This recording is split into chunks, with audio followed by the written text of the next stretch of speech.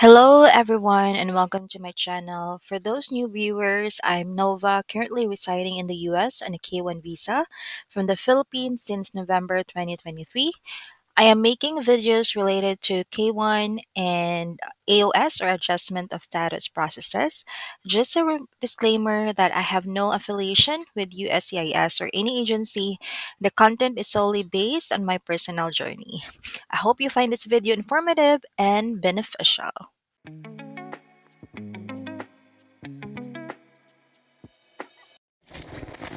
For today's video, guys, I'm going to share with you how to fill out or complete the application for employment authorization, which is the form I-765. So expires 10 31 2025, and the edition, guys, is 10/31/2022. So first, guys, is you just have to go to your browser or browser that you are using, either Chrome or Edge. Just type in I I-765. 765. All right, and the first result here, guys, is from the uscis.gov. So make sure that you click on this one, or it is from the USCIS. So I-765 application for employment authorization. So just read all the alerts here, guys, or whatever information here, and then the forms and documents to download, guys. So we have I-765 PDF instruction form, and there's also I-765 worksheet. Let me open this one because I didn't have this one. I didn't include this one, guys, only the I-765. So just download this and then the instruction form, the I-765. And then edition date, guys. So there is a instruction here that by April 1, 2024, starting June 3, 2024, we'll accepting only the 4/1/24 edition. Until then, you can also use the 10/31/22 edition. So mine, guys, is 10/31/2022 edition. And you can find the edition date at the bottom of the page on the form and instruction. And then where to file, um the location. I think I shared as well this one to my previous video for the I-4465. Is that the right form? I-485. I'm sorry, I-485. I know the lockbox is Chicago. So that's the, because my packet, guys, is I send it the three, the travel, the I-131, and as well as the I-765 and the all these forms, guys, that I have on file. I have attached it in one, so it's only in one address. So my lockbox is in Chicago. You can check my other video, guys, for the how to fill out the form I-485, and I'll also add the link on my description box below. And then when to file, you can file it, together with your adjustment of status, or you can also file it before or after, depends on you, guys, but it's better to file it together with your adjustment of status, for me lang, guys. Okay, and then filing fee, I believe there's a new fee already. So for the general filing fee, it's 520. For paper filing fee, and then for online filing fee, it's 470. But if you file form I-485 application to register permanent resident or adjust status with a fee on or after April 1st, 2024, on your form I-485 is still pending. So you just only add $260. Same with the online filing fee. If it's separated, guys, is only it's you have to pay 520, so it's you have to pay more. But if you file it together with your AOS or adjustment of status, then you only have to pay like half of it, $260. And then you can also read some of the checklist here, what are the required evidence that they needed, and then the filing to special instructions and related links. So I will not discuss more of it. So you can always visit the website and read it, the instructions here, guys. Okay. So now let's proceed on the form. So application for employment authorization. So to be filled by an attorney or Board of Immigration Appeals, accredited representative, if any. So they will be the one to fill out this form. But in my case, I'm just doing a DIY or do it yourself application, then I just leave it blank. So start here, type or print in black ink. So part one, reason for applying. So I am applying for select only one box. So I selected initial permission to accept employment because this is the purpose for me to be able to apply for employment in case your green card is not yet approved. And then part two, information about you. So your full legal name. So for example, this will be your married name already. So Smith, your family name, given name Jessa, and then middle name is Juanita. And then for other names used, this will be like your single name. So for example, your single name before was Juanita and given name Jessa and the middle name is Marie. And for other name, you can put an A if there's no other names used. Scroll down and we'll have it will still be on the part two, information about you. So your mailing address. So you put in your mailing address here. Most of the mailing address, guys, can be like PO box or it can be like your address at home. Or depends on you guys on where you usually mail your your letters or whatnot, your important documents. You can put it here. And then would be in care of name, you can put your name and then street number, city or town, state, and then zip code. Is your current mailing address same as your physical address? So I just put yes. But if it's not, guys, then you can select no. And then the US physical address, if it's not if it's not the same on your mailing address, guys, then put your physical address here. So they require the street number and name, the apartment or suite number or floor number, and then city or town, state, and then zip code.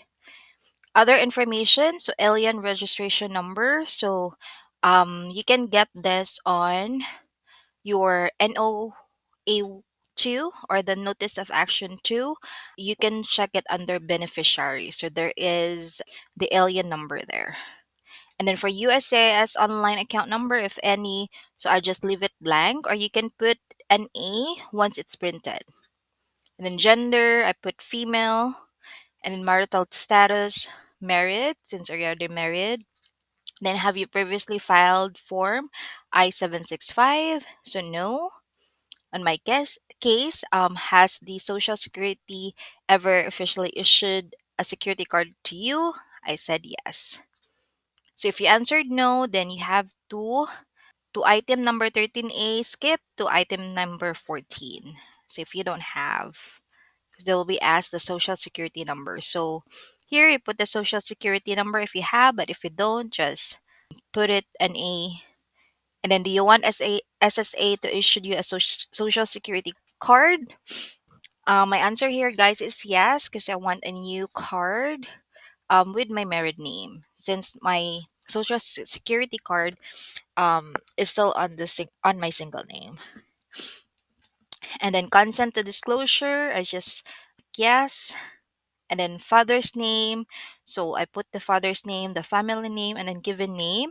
And then mother's name, it says here provide your mother's birth name, so it will be your mother's single name or maiden name. So your country or countries of citizenship or nationality. So here list all the countries where you are currently a citizen or national. If you need extra space to complete the item, use the space provided in part 6 for additional information. So country, Philippines, and then here another country, so I put NA. And then place of birth, continuation to information about you. So city, town or village of birth, state or province of birth, country of birth, and then date of birth. You put your date of birth, and then information about your last arrival in the US. So it's asking for the I-94 arrival departure. So you can check it, the departure record number on arrival departure record number on your I-94. So you can find the numbers there. And then passport number of your recently issued passport, and then travel document, I put an A because I don't have. And then country of the issued passport, so the Philippines, expiration date of your passport, and then date of your last arrival to the US. Then place of your last arrival in the US, so your port of entry, and then immigration status at your last arrival. So I put K1, and then your current immigration status or category, I put K1 visa holder. And this one, student and exchange visitor visa system or CVIS. I don't have any, so that's an A or blank. But it's better to put an A, guys. If you can put it on the PDF or type it, then put an A in black ink once it's printed. And then information about your eligibility category. So eligibility category refer to the who may file form I-765 section of the form I-765 instruction to determine the appropriate eligibility category for this application. So enter the appropriate letter and number for your eligibility category below. For example, A8, C17, etc. So in my case, guys, I actually look for this, but most of the one that I've searched for the K1 visa is they put C9 or C09, but I just put C9. And then for STEM up eligibility category, so an A lang, guys. NA and A for not applicable. And then here, other information, I just didn't answer this one because it's not applicable for me. So let's proceed down. Support 3 is application statements, contact information, declaration, certification, and signature. So applicant statement. So here, guys, select the box for either item number 1A or 1B if applicable. Select the box for item number 2. Okay, for this one, guys, I selected the 1A so I can read and understand English, and I have read and understand every question and instruction on this application and my answer to every question since I'm the one answering it, guys. Then application, contact information, so the phone number, if you have additional phone number, you can add it here, and then your email address. And then here, guys, select this box if you are Salvadoran or Guatemalan national eligible for benefits under the ABC settlement agreement. So this one doesn't apply for me, guys. So I just leave that blank. And then here, you can read the application declaration and certification. And then application signature. So you have to sign it, guys, in black ink. It should be in a pen, guys, not digital signature because they won't accept that. And then set date of signature. And then part 4 is interpreter's contact information, certification, and signature. So I don't have interpreter, so I just put an A on the information. Here, guys, I can't put an A, so you can put the NA right after you printed it on a black ink. So make sure, guys, you don't have any blank on the form because if there is blank, they might actually return the application. So they want like no, all should be filled or completed. So if you can type any NA, so just put it in black ink once you printed the form. And then preparer's full name. Oh, this one part 5 is the contact information declaration and signature of the person preparing this application if other than the applicant. So mostly this, guys, is for those who have like agency or lawyer or whatnot, and some other people are filing for them. So for me, it's an A. Everything is an A. Part 5, I think continuation for the preparer, so just an A. And then here for part 6 is additional information. So if you have additional information that you wanted to add, then you can put it here for the additional information. So in my case, I didn't have any additional information. So that's it, guys, for the form I-765. So if you have any other questions, feel free to comment down below, and I will try my best to reply back to your questions, guys. And hopefully, you find this video informative and helpful. And see you on my next vlog. Bye for now.